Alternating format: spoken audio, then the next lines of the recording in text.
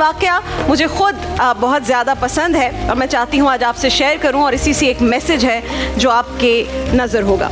नाज़रीन किराम, एक शख्स, हमारे इर्द गिर्द बहुत सारे लोग हैं जिन्हें चमचमाती गाड़ियों का बहुत शौक़ होता है, और आप जानते हैं कि जिन लोगों को गाड़ियों का शौक़ है वो अपनी गाड़ियों से अपने घर वालों से ज़्यादा ऑब्सेस्ड होते हैं। ऐसे ही एक साहब अपनी नई गाड़ी को अच्छे से साफ़ कर रहे हैं, उसको चमकाने की कोशिश में है कि उसका छोटा बच्चा 4 साल का भागते हुए उसके पास आता है और एक पत्थर उठाकर गाड़ी पर कुछ स्क्रैचेस मारना शुरू हो जाता है।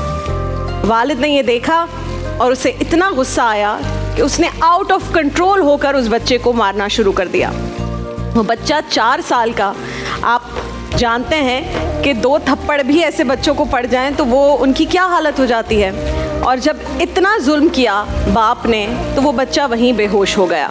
बहरहाल उसे अस्पताल लेकर जाया गया और जब उसे थोड़ा होश आया तो उसने रियलाइज़ किया कि उसने एक गाड़ी के पीछे अपनी औलाद को, अपने इकलौते बेटे को इस कदर जुल्म का निशाना बनाया। वो गया कि वो स्क्रैचेस साफ़ करे गाड़ी से, और जब वो करीब गया तो उसने देखा कि उस बच्चे ने अपनी टूटी फूटी जो राइटिंग होती है उससे स्क्रैचेस नहीं मारे थे, बल्कि गाड़ी पर लिखा था आई लव यू बाबा।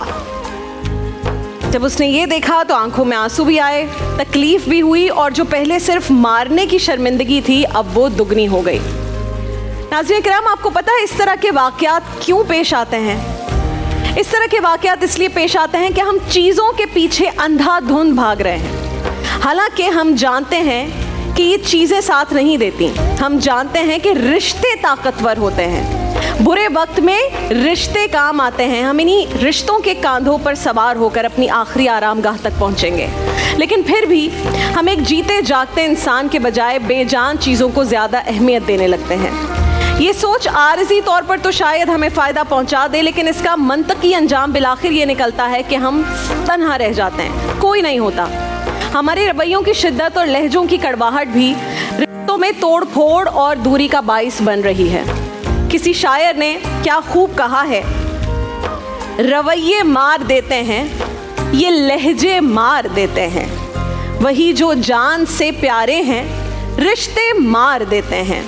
हज़ारों वार दुनिया के सहे जाते हैं हंस हंस के, हज़ारों वार दुनिया के सहे जाते हैं हंस हंस के, मगर अपनों के ताने और शिकवे मार जाते हैं। इसी तरह नाज़रीन किराम, लोग डोमिनेंस अप्रोच पर यकीन रखते हैं और इसी वजह से तन्हा हो जाते हैं। मिसाल के तौर पर कोई सख्त गिर शौहर या बाप, हमारे इर्द गिर्द बहुत सारे ऐसे लोग हैं, वो इसी जंगलीपन पर खुश है कि देखो मैंने सबको कितने रोब में रखा हुआ है, मैं घर में दाखिल होता हूँ सब पर कैसा सन्नाटा तारी हो जाता है। अगर आपसे लोग डरते हैं और आपको इससे खुशी मिलती है तो इससे बड़ी बदनसीबी आपकी कोई नहीं हो सकती। होना तो ये चाहिए कि आपकी मौजूदगी से घर वाले ख़ुद को कंफर्टेबल महसूस करें। आप अपने घर जाएं तो बीवी को खुशी हो, ये ना हो कि लो भाई अब ये आ गया है टेंशन देगा। आपको देखकर बच्चे सहम जाएं कि कमरों में घुस जाएं कि अब हमने वालिद साहब के पास बैठकर कोई बात की तो हमें पिटाई ना पड़ जाए, डांट ना पड़ जाए, वो कहें सो जाओ खामोशी से वरना ही हमें मारेंगे। इस तरह सब आपके रोब में तो आ जाएंगे, लेकिन कोई आपसे मोहब्बत नहीं करेगा, कोई आपकी दिल से इज्जत नहीं करेगा। और जब कोई आपसे मोहब्बत नहीं करेगा तो बिलाखिर आप तन्हा और अकेले रह जाएंगे। और इससे बड़ा अकेलापन और कोई नहीं है कि आप रोबदार शख्सियत बनने के चक्कर में जो इमोशनली कनेक्टेड होता है वो आप किसी से ना रहें।